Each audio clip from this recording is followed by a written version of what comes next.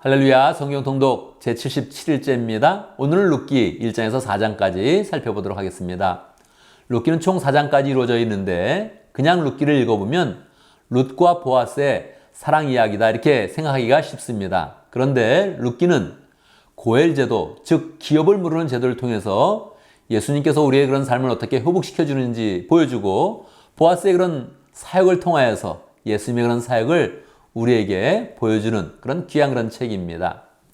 1장에 보면 나오미라는 그런 사람이 있었는데 이 나오미라는 그런 여자가 남편 엘리멜렉이 있었고 두 아들 말론과 길론이 있었습니다. 근데 이 가정이 베들레헴 땅에 살고 있었는데 기근을 만나서 모압 땅으로 이사를 가게 됩니다. 이사가 쉬운 것이지만 하나님이 약속하신 그런 땅을 버리고 그리고 이방 지역이었던 그런 모압 지방으로 가는 것은 좋은 일이 아니었지요.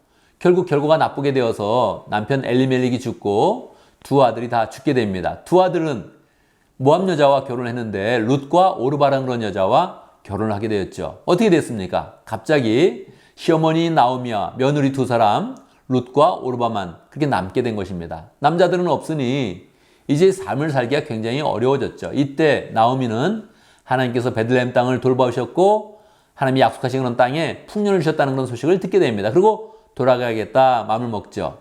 그런데 며느리들은 다 모압 여자니까 친정으로 돌려보내고 다시 재혼해서 그렇게 잘 살아라 그렇게 축복하고 가려고 합니다. 근데 이때 룻이라는 그런 모압 여자가 어머니의 민족이 나의 민족이 되고 어머니의 하나님이 나의 하나님이 되겠습니다. 이렇게 해서 이제 나오미를 쫓아가게 되는 것입니다. 이건 귀한 것이죠. 왜 그랬을까요? 나오미의 그런 신앙을 받고 나오미가 믿는 그런 하나님 앞에 감동이 되는 것이죠. 그래서 나오미와 룻이 이제 베들레헴으로 돌아오게 됩니다. 사람들이 나오미가 돌아왔구나 이렇게 이야기하는데 나오미는 원래 기쁨이라는 뜻을 담고 있습니다. 그런데 나오미는 이제 부릅니다.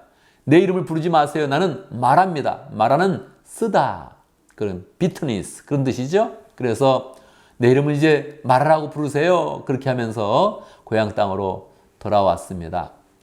2장에서 이제 그 삶이 시작되는데 룻이 시어머니를 잘 이제 모시기 위해서 주변에서 이삭을 주워서 이제 삶을 살아야겠다. 그리고 이삭을 주스러 나갑니다. 당신은 보리추수를 이제 하는 그런 때였죠. 그런데 묘하게 룻이 보아스라는 그런 사람의 그런 땅으로 가게 됩니다. 보아스의 일꾼들이 열심히 일하고 있는데 보아스가 와서 서로 축복하면서 인사를 하고 그리고 이제 룻이라는 여자가 와서 이삭을 줍는 그런 모습을 보게 되면서 호의를 베풀게 됩니다. 딴 밭에 가지 말고 우리 밭에 있어라. 그래서 일하는 사람들에게 물도 잘 주라고 이야기하고 또 이삭도 너무 바짝다 이렇게 거두지 말고 조금 남겨서 룻이 잘 이삭을 거두게 해라. 이렇게 이제 이야기를 해주죠. 이 이야기를 집에 들어와서 나오미에게 이야기하니까 나오미가 이야기합니다. 그 보아스는 다른 사람이 아니라 엘리멜렉과 친척이어서 우리 집안에 기업을 물으는 그런 자다 그렇게 이야기를 해주죠. 여기서 이제 기업 물으는 그런 이야기가 나오는 것입니다. 기업을 물은다는 것은 무엇이냐면 이스라엘 사람들은 형제나 친척이 잘못된다면 가까운 형제가 먼저 책임을 져서 그 형제의 재산을 다 찾아주고 아이가 없다면 심지어는 아이도 낳아서 그 계보를 계속 이어갈 수 있도록 도와주는 것을 고엘 제도다 이렇게 이야기를 하는 것이죠.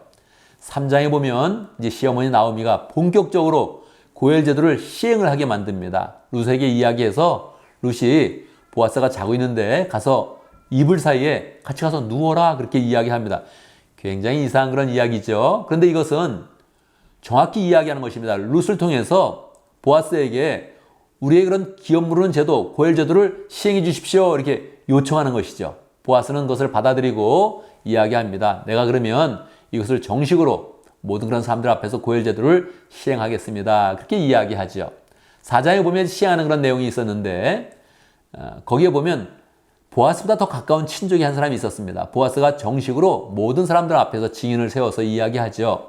당신이 고엘 제도, 즉 기업을 물으는 것을 다 시행한다면 내가 그렇게 하도록 하겠습니다. 하겠습니까? 그랬더니 처음에는 사람들 앞에서 이 사람이 하겠습니다. 이렇게 이야기하죠. 그런데 실상은 재산도 다 찾아줘야 되고 또 아이도 낳아줘야 되고 아이를 낳으면 그것이 자기의 재산이 되는 것이 아니라 엘리멜렉, 즉 나오미의 그런 가족의 재산이 되는 것입니다. 명쾌하게 이야기를 하니까 그러면 내가 재산상의 손해 때문에 하지 않겠습니다. 그러고서 그 사람은 발을 빼게 되죠. 그래서 이제 보아스의 그런 차례가 되어서 보아스가 신실하게 그 집안의 재산을 다 찾아주고 또 룻과 결혼을 해서 아이까지 낳게 되죠.